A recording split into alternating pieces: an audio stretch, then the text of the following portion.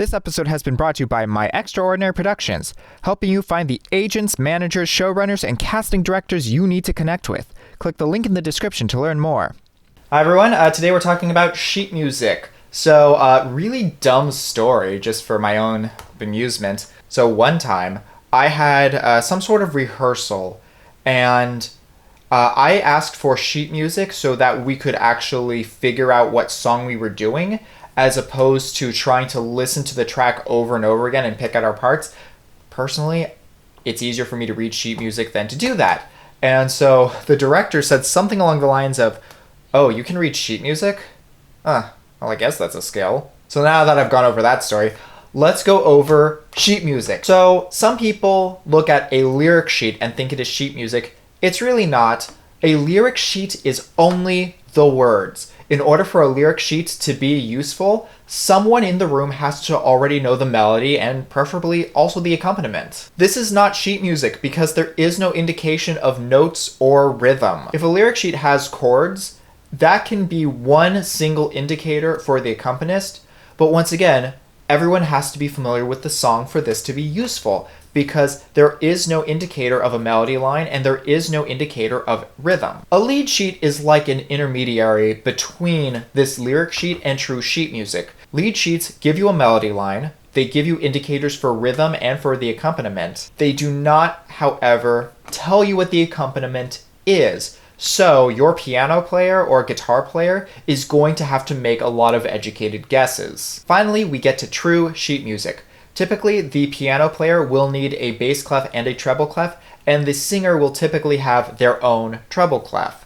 If it's a singer and guitar, it may look a little different, but this is what most people are looking at when they mean sheet music. The point is, on top of the melody line and the rhythm for that, there is also written out accompaniment. People do not have to do any guesswork or interpretation. People can just play the song. Next, we get the word score, which can be used for operas and musical theater, but it is often used for orchestras and symphonies. Basically, a score is sheet music that acknowledges every single instrument in the orchestra. Typically, this is too much information for a typical accompanist. This is more of a thing for a conductor. Next, we get the term arrangement. Sometimes a song is written one way, and someone really likes it, but they want to use a different instrument, or they want to do it in a different key, or they want to change a couple of things about the melody line, and so they create a new arrangement of the song. This is different from a cover. A cover of a song may be one person's interpretation of the music.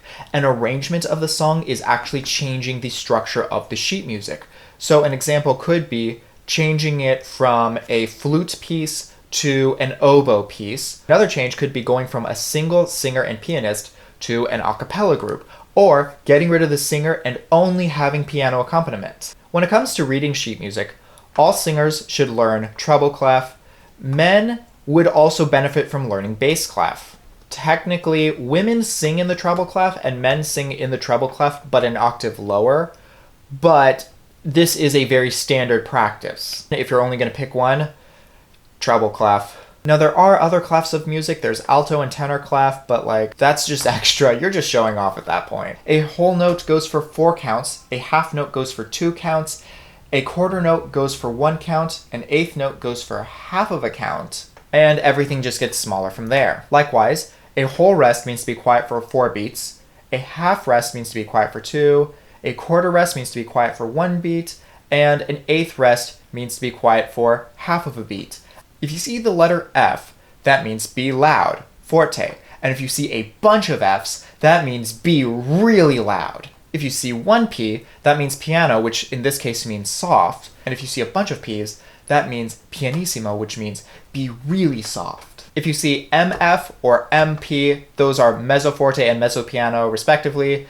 They just kind of mean be somewhere in the middle. If you see this bar at the end of your music, that means stop. If you see this bar at the end of your music, that means do it again, repeat. This is the time signature, and this tells you how many beats are in every measure and how much value to assign to each beat. If you see a little B next to a note, that means you're singing a little lower than its true pitch. So instead of singing a B, you would be singing a B flat. If you see a hashtag or a pound sign, This is a sharp. This means to sing a little higher than the note. So instead of singing an A, you would sing an A sharp. A key signature is either going to be a collection of flat symbols or a collection of sharp symbols. And basically, this is their way of saying every time you come across this note, it's going to be sharp. Or every time you come across this note, it's going to be flat. Okay, so that was a primer on reading sheet music. Hopefully this helped one or two of you out. Please be sure to hit the like and subscribe buttons. Follow me on social media. If you have a question, leave a comment, and I will see you all next time.